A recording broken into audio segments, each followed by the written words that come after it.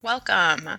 We're going to be talking today about piggyback publishing and the specific types of books that I think are the easiest to create. So we'll be covering 4 different types of books. We're going to look at business books, self-improvement books, religion or spirituality style books, and fiction books. Piggyback publishing, as you're probably aware, is essentially just piggybacking on an already created topic. So you have a built-in audience, people that love Harry Potter, for example, and then you're creating some additional content or some type of summary, cliff notes, discussion notes about that content. So you can see our example here, the Harry Potter coloring book. Harry Potter fans obviously would be a huge fan of a coloring book of their favorite characters. You could also do a spell book, a cookbook. You could do some cliff notes or discussion guides to Harry Potter. But of course, it's not all about Harry Potter. I'm going to show you 4 book categories today that I think are the best to start out when you're trying out piggyback publishing. The first one is business summary books. This one is probably the easiest. The idea is simply that you're going to summarize a well-known or popular business book. So business books tend to revolve around one central idea, which makes them very easy to lay out. You're essentially writing about the central idea of the book and then sort of the sub ideas underneath that. You should always approach a business summary book with the idea that business people need value, and for them, time is very valuable. So they don't want to read the 300-page business book. They want to read the Cliff Notes version that you write that is 30 pages. Another great tip I have for business summary books is to consider making some type of a chart or a table where you can really condense the most important points of that book down into something that's only a page or 2.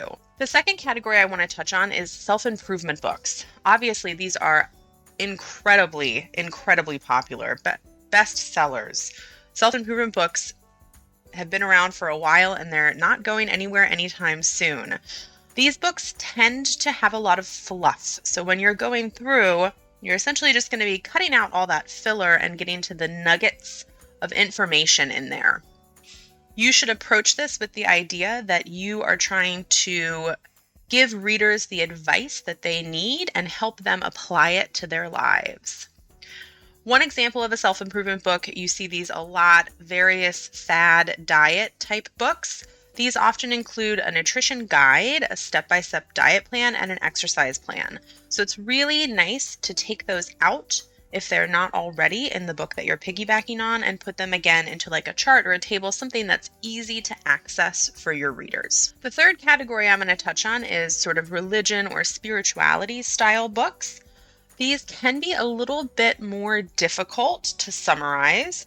Obviously, if you are involved in a specific religion or spirituality practice and you are already familiar with it, that can help. But again, the point is you want to take out sort of the most important key points and offer them in a way that's easy for your reader to access. In general, you don't want to subjectively interpret a religion. That could come off badly to the practicers of that religion. So try to keep sort of an objective lens as you're going through to summarize or make additional content for these types of books. The fourth one we're going to look at is fiction books. Of course, summarized fiction books can sell really well, but you do need to keep the audience in mind here. Most people that are looking for a Cliff Notes version or discussion questions of a fiction book essentially need them to help them study for tests and reports about the novel. So if you're writing from that angle, these are guaranteed to do well. For example, here we have a summary of Pride and Prejudice. Obviously, a lot of high schoolers need to read that book, and so it can be very helpful for them to have sort of a summary Cliff Notes version of that instead of having to read, I'm not sure how long Pride and Prejudice is, but probably pretty long. Instead of having to read that long book, they can get all the key takeaways in only 38 pages. Piggyback publishing is a niche that I definitely recommend people check out. To learn more about it, please visit my website and look at my Piggyback Publishing Profits course. I will teach you how you can spend only a few hours creating a short summary style book and then a few days later find it on Amazon's bestsellers list. It's great for people who want to create popular books that sell, publishers looking to branch out, and of course, beginners looking for rinse and repeat strategies to grow a publishing empire. My website is amyharrop.com, and please check out my Piggyback Publishing Profits.